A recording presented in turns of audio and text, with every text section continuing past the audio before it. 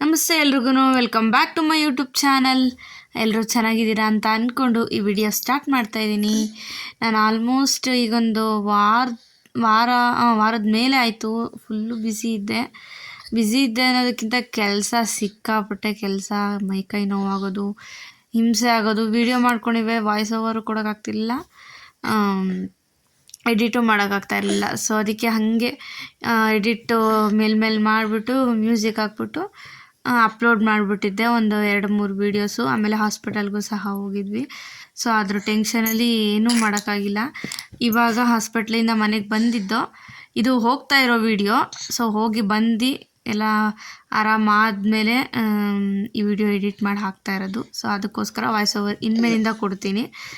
ಮತ್ತು ಪಾಪನ ಬೇರೆ ನೋಡ್ಕೋಬೇಕಲ್ಲ, ಆ ಟೆನ್ಷನಲ್ಲಿ ನನಗೆ ಕೈ ಬಿಡಲ್ಲ ಅವನು.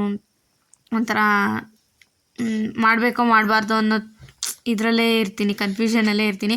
ಆದರೂ ವೀಡಿಯೋಸ್ ಮಾಡಿರ್ತೀನಲ್ಲ, ಅಪ್ಲೋಡ್ ಮಾಡೋಕ್ಕೆ ಒಂಥರ ಆಸೆ ಆಗಿಬಿಟ್ಟು ಮಾಡಿ ಹಾಕೋಣ ಅಂತ ಹಾಕ್ತಾಯಿದ್ದೀನಿ ಅಷ್ಟೇ. ಹಾಸ್ಪಿಟಲ್ಗೆ ಹೋಗಾದಮೇಲೆ ಅಡ್ಮಿಂಟ್ ಆಗಿದ್ವಿ. ಇದು ಅದ್ರ ವೀಡಿಯೋಸ್ ಹಾಕ್ತಾಯಿದ್ದೀನಿ. ನಮಗೆ ಅಡ್ಮಿಷನ್ಗೆ ಡೇಟ್ ಕೊಟ್ಟಿದ್ರಲ್ಲ, ಆ ಡೇಟಿಗೆ ಕರೆಕ್ಟಾಗಿ ಹೋಗಿದ್ದಕ್ಕೆ ಅಡ್ಮಿಷನ್ ಡೈರೆಕ್ಟಾಗಿ ಮಾಡಿಕೊಂಡ್ರು. ಅಂದರೆ ಫಸ್ಟು ಹೋಗಿ ಬುಕ್ ಎಂಟ್ರಿ ಮಾಡಿಸ್ಬಿಟ್ಟು ಮೇಲೆ ತೋರಿಸ್ಬಿಟ್ರೆ ಆಮೇಲೆ ಅಡ್ಮಿಂಟ್ ಅಂತ ಹೇಳ್ತಾರೆ. ಅಡ್ಮಿಂಟ್ ಮಾಡಿಕೊಂಡು ಬೆಡ್ ಕೊಡ್ತಾರೆ. ಅಡ್ಮಿಂಟ್ ಮಾಡ್ಕೊಂಡಾದಮೇಲೆ ನಮಗೆ ಡೇಟ್ ಕೊಟ್ಟಿದ್ರಲ್ಲ, ಡೈರೆಕ್ಟಾಗಿ ಹೋಗಿ ನಾವು ಎಂಟ್ರಿ ಮಾಡಿಸ್ಕೊಂಡು ಅಡ್ಮಿಂಟ್ ಆದ್ವಿ. ಅಡ್ಮಿಂಟಿಗೆ ಸ್ಟಾರ್ಟಿಂಗು 520 ರೂಪಾಯಿನೋ ಕಟ್ಟಬೇಕು, 20 ರೂಪಾಯಿ ಬುಕ್ಕಿಗೆ, ಮತ್ತು ಇನ್ನೂ 500 ರೂಪಾಯಿ ಅಡ್ವಾನ್ಸ್ ಅಂತ ಕಟ್ಟಿರ್ತೀವಿ. ಅಕಸ್ಮಾತ್ ಏನಾದರೂ BPL ಕಾರ್ಡ್ ಇರೋರಿಗೆ ಮತ್ತು ಬೇರೆ ಏನಾದರೂ ಕಾರ್ಡ್ ಇರೋರಿಗೆ, ಇನ್ಶೂರೆನ್ಸ್ ಇರೋರಿಗೆ ಅದೆಲ್ಲ ಸ್ಕೀಮ್ ನೋಡ್ತಾರೆ ಅವರು. ನೋಡಿ ಅವ್ರು ಇದರಲ್ಲಿ ಅವ್ರ ಹಾಸ್ಪಿಟಲಲ್ಲಿ ಯಾವುದಿರುತ್ತೋ ಅದಕ್ಕೆ ಅವರು ಚೆಕ್ ಮಾಡಿ ಆದರೆ ಆಗುತ್ತೆ ಅಂತಾರೆ, ಆಗಲಿಲ್ಲ ಅಂದರೆ ಆಗಲ್ಲ ಅಂತಾರೆ. ಅದು ನೋಡ್ಕೊಂಡು ಹೋಗಬೇಕು ಇನ್ಶೂರೆನ್ಸಿಂದ ಏನೇನಿರುತ್ತೆ. ಬಟ್ ಇದರಲ್ಲಿ ದುಡ್ಡು ಕಟ್ಟಲೇಬೇಕು. ನಮಗೆ ಫ್ರೀ ಆಯಿತು. ನಾನು ಅದನ್ನು ಯಾವ ರೀತಿ ಫ್ರೀ ಆಯಿತು ಅಂತ ನಾನು ನೆಕ್ಸ್ಟ್ ವೀಡಿಯೋದಲ್ಲಿ ಹೇಳ್ತೀನಿ. ಅಡ್ಮಿಟ್ ಎಲ್ಲ ಆದಮೇಲೆ ಊಟ ತಿಂಡಿ ಸಹ ಅಲ್ಲೇ ಕೊಡ್ತಾರೆ. ನಾವು ಏನಂದರೆ ಏನೂ ತೊಗೊಂಡೋಗೋ ಹಾಗಿಲ್ಲ. ಒಂದು ಖರ್ಚು ಮಾಮೂಲಿ ಹೊರಗಡೆ ಇದ್ದವ್ರಿಗಿರುತ್ತೆ, ಬಟ್ ಒಳಗಡೆ ಇದ್ದವ್ರಿಗೆ ಯಾವುದೇ ರೀತಿ ಖರ್ಚಿರಲ್ಲ. ಎಲ್ಲ ಅಂದರೆ ಒಳಗಡೆ ಯಾವುದೇ ಲಗೇಜ್ ಸಹ ತೊಗೊಂಡೋಗೋ ಹಾಗಿಲ್ಲ. ಪಾಪು ಜೊತೆ ಒಬ್ಬರು ಇರ್ಬೋದು ನೋಡ್ಕೊಳೋದಕ್ಕೆ ಅಂತ, ಅಷ್ಟು ಬಿಟ್ಟರೆ ಅವ್ರಿಗೂ ಸಹ ಊಟ ತಿಂಡಿ ಎಲ್ಲ ಅಲ್ಲಿಗೆ ಸಪ್ಲೈ ಇರುತ್ತಲ್ಲ, ಅದರಿಂದ ಯಾವುದೇ ಲಗೇಜ್ ಏನು ತೊಗೊಂಡೋಗಂಗಿಲ್ಲ. ಮಕ್ಳಿಗೂ ಸಹ ಅವರೇ ಡ್ರೆಸ್ ಎಲ್ಲ ಕೊಡ್ತಾರೆ, ಪ್ಯಾಡ್ ಸಹ ಅಲ್ಲೇ ಸಿಗುತ್ತೆ, ಪ್ಯಾಂಪರ್ಸ್ ಸಹ ಅಲ್ಲೇ ಸಿಗುತ್ತೆ. ನಮ್ಗೆ ಆಲ್ಮೋಸ್ಟ್ ಅಲ್ಲಿ ಯಾವುದು ಖರ್ಚಿರಲಿಲ್ಲ. ದೇವ್ರ ದಯೆಯಿಂದ ಕಡಿಮೆ ಅಮೌಂಟಲ್ಲೇ ಸರ್ಜರಿ ಎಲ್ಲ ಮುಗೀತು. ತುಂಬ ಖುಷಿಯಾಯಿತು. ಏನಂದರೆ ಅವನನ್ನು ಹಿಡಿಯೋದೇ ನನಗೆ ಅರ್ಧ ಸರ್ಕಸ್ ಆಗಿತ್ತು. ಅಲ್ಲಿ ಎಷ್ಟು ಜನ ಮಕ್ಕಳು ಬಂದಿದ್ದರು ಅಂದರೆ, ನಾವು ಹೋದಾಗಂತೂ ಆಲ್ಮೋಸ್ಟ್ ಅಲ್ಲೂ ರೂಮೆಲ್ಲ ಫುಲ್ ಆಗಿಬಿಟ್ಟಿತ್ತು. ಅಷ್ಟು ಜನ ಬಂದಿದ್ದರು ಮಕ್ಳುಗಳು ಮಾತ್ರ. ಎಲ್ಲ ಗಂಡು ಮಕ್ಕಳು, ಹೆಣ್ಮಕ್ಳು ಇದ್ದರು ಸ್ವಲ್ಪ ಜನ, ಕಡಿಮೆ ಹೆಣ್ಮಕ್ಳು, ಆದರೆ ಗಂಡು ಮಕ್ಳಿಗೆ ಜಾಸ್ತಿ ಪ್ರಾಬ್ಲಮ್ಮು. ಎಲ್ಲರಿಗೂ ಒಂದೊಂದು ಥರ. ನೋಡೋಣ, ಅದರದ್ದೇ ವಿಡಿಯೋ ಅಂತ ನಿಮಗೆ ಬೇಕು ಅಂದರೆ ಕಮೆಂಟ್ನಲ್ಲಿ ತಿಳಿಸಿ. ನೆಕ್ಸ್ಟ್ ವೀಡಿಯೋ ಮಾಡ್ತೀನಿ. ನೆಕ್ಸ್ಟ್ ವೀಡಿಯೋದಲ್ಲಿ ಹೇಳ್ತೀನಿ ಯಾವ ರೀತಿ ಫ್ರೀ ಆಯಿತು, ಮಕ್ಕಳುಗಳಿಗೆ ಯಾವ ರೀತಿ ನೋಡ್ಕೊತಾರೆ ಅಲ್ಲಿ ಎಲ್ಲ ಸಹ ಹೇಳ್ತೀನಿ. ಬಟ್ ನನ್ನ ಮಗನ ಇದಕ್ಕೆ ಬಂದರೆ ತುಂಬ ತುಂಟಾಗಿದ್ದ, ಹಿಡಿಯೋಕ್ಕಾಗ್ತಿರ್ಲಿಲ್ಲ. ಸೊ ಅದಕ್ಕೆ ನಮಗೆ ಕಾರ್ನರು ಬೆಡ್ ಕೊಟ್ಟಿದ್ರು. ಸದ್ಯ ಒಳ್ಳೇದಾಯಿತು, ಆ ಕಡೆ ಈ ಕಡೆ ಹೋಗ್ತಿರ್ಲಿಲ್ಲ. ಮತ್ತು ಸೈಡಲ್ಲೂ ಸಹ ಅಷ್ಟೇ ಲಾಕಿಂದಿತ್ತಲ್ಲ, ಲಾಕ್ ಹಾಕ್ಕೊಂಬಿಟ್ಟು ಒಳಗಡೆ ಆಟಾಡಿಸಿವೆ.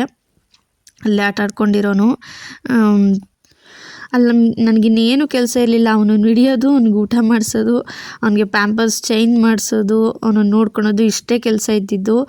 ಆದ್ರೂ ಅವನನ್ನು ಎತ್ಕೊಂಡು ಓಡಾಡೋದು, ಅಳೋನು ಒಂದೇ ತವೆ ಇದ್ದರೆ ಎತ್ಕೊಂಡು ಓಡಾಡೋದು. ತುಂಬ ಕೈ ನೋವು ಬಂದುಬಿಟ್ಟಿತ್ತು ಒಂದೇ ದಿನಕ್ಕೆ.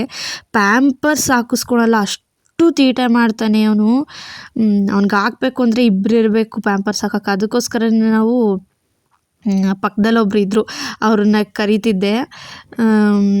ಬರೋರು ಪಾಪ, ಹೆಲ್ಪ್ ಮಾಡೋರು.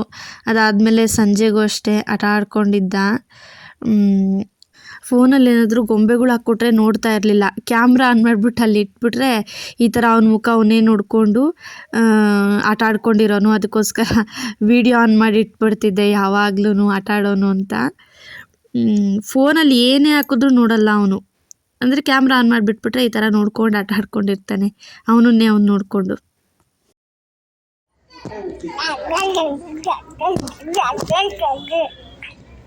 ಅಲ್ಲಿ ಅವ್ರು ಫ್ರೆಂಡ್ಸಿನ ಅಂತ ಬಂದು ಆಯ್ತು ಅಂತ ಹೇಳಿದ್ರು.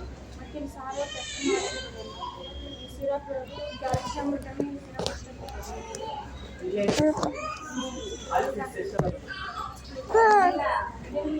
ಅಲ್ಲಿ ಮತ್ತು ಹಾಸ್ಪಿಟಲಲ್ಲೂ ಅಷ್ಟೇ ಒಳಗಡೆ ವಾರ್ಡ್ಗಳಿಗೆ ಜೆಂಟ್ಸ್ಗೆ ಅಲೌಡೇ ಇಲ್ಲ. ಯಾಕಂದರೆ ಹಾಗುಟ್ಟಿದ 1 ತಿಂಗಳು 1.5 ತಿಂಗಳು ಮಕ್ಕಳಿಂದ ಹಿಡಿದು 18 ವರ್ಷದ ಮಕ್ಳ ತನಕನೂ ಇರ್ತಾರೆ. ಬಟ್ ಜಾಸ್ತಿ ಅಂದರೆ ಚಿಕ್ಕ ಮಕ್ಕಳೇ ಇರೋದು. ಅಂದರೆ ಹುಟ್ಟಿದ 1 ತಿಂಗಳು 2 ತಿಂಗಳು ಮಕ್ಕಳಿಂದನೂ ಇರ್ತಾರಲ್ಲ, ಫೀಡಿಂಗ್ ಮಾಡ್ತಿರ್ತಾರೆ ಅಂತ ಅಂದ್ಬಿಟ್ಟು ಜೆಂಟ್ಸ್ನ ಮಾತ್ರ ಒಳಗಡೆ ಅಲೋವೇ ಮಾಡಲ್ಲ. ಈ ಥರ ಹೊರಗಡೆ ಸ್ವಲ್ಪ ಜಾಗ ಇದೆ, ಅಲ್ಲಿ ಹೊರಗಡೆ ಕರ್ಕೊಂಡೋಗಿ ಬಂದವ್ರಿಗೆ ತೋರಿಸ್ಬೋದು. ಅದು ಸಹ ಜಾಸ್ತಿ ಬಿಡೋದೇ ಇಲ್ಲ. ಏನೇನಿದ್ರು ಒಂದು 10-15 ನಿಮಿಷ ಬಂದು ನೋಡಿಕೊಂಡು ಹೊರಟೋಗ್ಬಿಡ್ಬೇಕು. ಯಾವಾಗಲೂ ಪೇಷಂಟ್ ಜೊತೆ ಒಬ್ಬರು ಮಾತ್ರ ಇರಬೇಕು, ಇಬ್ಬಿಬ್ರನ್ನಂತೂ ಬಿಡೋದೇ ಇಲ್ಲ. ಅಂದರೆ ಪಾಪ ಎಳೆ ಮಕ್ಕಳು ಇರೋರಿಗೆ ತುಂಬ ಕಷ್ಟ ಆಗುತ್ತೆ. ಆದರೂ ಒಬ್ಬರೇ ಇರಬೇಕು, ಹೇಗಾದರೂ ಇರಲಿ ಒಬ್ಬರೇ ಇರಬೇಕು. ಏನಂದರೆ ಅಲ್ಲಿ ಅಷ್ಟು ಕ್ಲೀನು ಮೇಂಟೈನ್ ಮಾಡ್ಕೊಂಡಿರೋದಕ್ಕೆ ತುಂಬ ನೀಟಾಗಿದೆ ಅಲ್ಲಿ. ಅದಕ್ಕೋಸ್ಕರ ಚೆನ್ನಾಗಿ ಮೇಂಟೈನ್ ಮಾಡ್ಕೊಂಡಿದ್ದಾರೆ. ಏನಂದರೆ ಎಂಟ್ರಿ ಇಲ್ಲ ಅಷ್ಟೇ, ಜಾಸ್ತಿ ಎಲ್ಲ ಯಾರಿಗೂ. ಅವರು ಒಂದು 10 ನಿಮಿಷ 15 ನಿಮಿಷ ಬಂದು ಮಾತಾಡಿಸ್ಕೊಂಡು ಹೊರಟೋಗ್ಬಿಡೋರು. ಕೆಲಸನೂ ಅಲ್ಲೇ ಇರೋದಲ್ವ, ಬಂದು ಮಾತಾಡಿಸ್ಕೊಂಡು ಹೋಗೋರು ಪ್ರಮೋದ್ ಅವರು. ಊಟ ಮಾಡಿಸೋದು ಅಷ್ಟೇ, ಈ ಥರ ಲಾಕ್ ಮಾಡಿಬಿಟ್ಟು ಅದರೊಳಗಡೆ ಬಿಟ್ಬಿಟ್ಟು ಊಟ ಮಾಡಿಸ್ತಾ ಇದ್ದೆ. ಕೊಡೋರು, ಇಡ್ಲಿ ಕೊಡೋರು, ಮತ್ತು ಸ್ಮೂತ್ ಅನ್ನ ಬೇಕು ಅಂದರೆ ಸ್ಮೂತಾಗಿರೋ ಅನ್ನ ಕೊಡೋರು. ಮತ್ತು ಚಪಾತಿ ಅಂತ ನಮಗೆ ಊಟದಲ್ಲಿ ಕೊಟ್ಟಿರೋರು, ಅದನ್ನೇ ತಿನ್ನಿಸ್ತಿದ್ದೆ. ಏನು ತಿಂತಾನೋ ಅದನ್ನು. ಊಟದ್ದೇನೂ ತೊಂದರೆ ಇರಲಿಲ್ಲ. ಮಕ್ಕಳಿಗೆ ಏನು ಬೇಕೋ ಅದನ್ನು ಹೇಳ್ಬಿಟ್ರೆ ಮೊದಲೇ ಅವ್ರು ಬಂದು ಕೇಳ್ಕೊಂಡು ಹೋಗ್ತಾರೆ. ಅವಾಗ ಹೇಳ್ಬಿಟ್ರೆ ಅದೇ ಊಟ ತಂದು ಕೊಡ್ತಾರೆ. ಊಟದಲ್ಲೂ ಅಷ್ಟೇ ಉಪ್ಪು ಖಾರ ಎಲ್ಲ ಪೇಷಂಟ್ಗಳೇ ಅಲ್ವಾ ಇರೋದು, ಆಲ್ಮೋಸ್ಟ್ ಆಲ್ ಮಕ್ಕಳುಗಳು ಅಂದ್ಬಿಟ್ಟು ಉಪ್ಪು ಖಾರ ಎಲ್ಲ ಹಿತಮಿತವಾಗಿ ಕಡಿಮೆಲೇ ಹಾಕಿ ಮಾಡ್ತಾಯಿದ್ರು. ಊಟನೂ ಅಷ್ಟೇ ಚೆನ್ನಾಗಿರ್ತಿತ್ತು.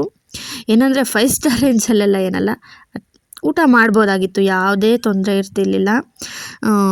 ಕ್ಲೀನಾಗಿರೋದು ಚೆನ್ನಾಗಿರುತ್ತೆ ಊಟ ಮಾತ್ರ. ನನಗೆ ಊಟದ್ದೆಲ್ಲ ತುಂಬ ಇಷ್ಟ ಆಯಿತು. ನಾನು ಲಾಸ್ಟ್ ವೀಡಿಯೋದಲ್ಲಿ ಹೇಳಿದ್ದೆ, ಇದು ಹಾಸ್ಪಿಟಲ್ ಹೆಸರು ಬಂದ್ಬಿಟ್ಟು PMSSY ಅಂತ. PMSSY ಅಂದರೆ ಪ್ರಧಾನಮಂತ್ರಿ ಸ್ವಾಸ್ಥ್ಯ ಸುರಕ್ಷಾ ಯೋಜನೆ ಅಂತ. Super speciality hospital. ಎಲ್ಲ ಥರದ ಶಸ್ತ್ರಚಿಕಿತ್ಸೆ ಸಹ ಅಲ್ಲಿ ನಡೆಯುತ್ತೆ. ನಾವು ಹೋಗಿದ್ದು ಪೀಡಿಯಾಟಿಕ್ ಸರ್ಜರಿ ಅದಕ್ಕೋಸ್ಕರ, ಅಂದರೆ ನನ್ನ ಪಾಪಗೋಸ್ಕರ ಅಲ್ವಾ, ಪೀಡಿಯಾಟಿಕ್ ಸರ್ಜರಿ ಡಿಪಾರ್ಟ್ಮೆಂಟಲ್ಲಿ ಹೋಗಿದ್ದಿದ್ದು. ನಮ್ಮದು ಬಿಲ್ ಬಂದು 37,000 ಆಗಿತ್ತು. ನೆಕ್ಸ್ಟ್ ವೀಡಿಯೋದಲ್ಲಿ ಸಿಗ್ತೀನಿ. Okay, bye, thank you.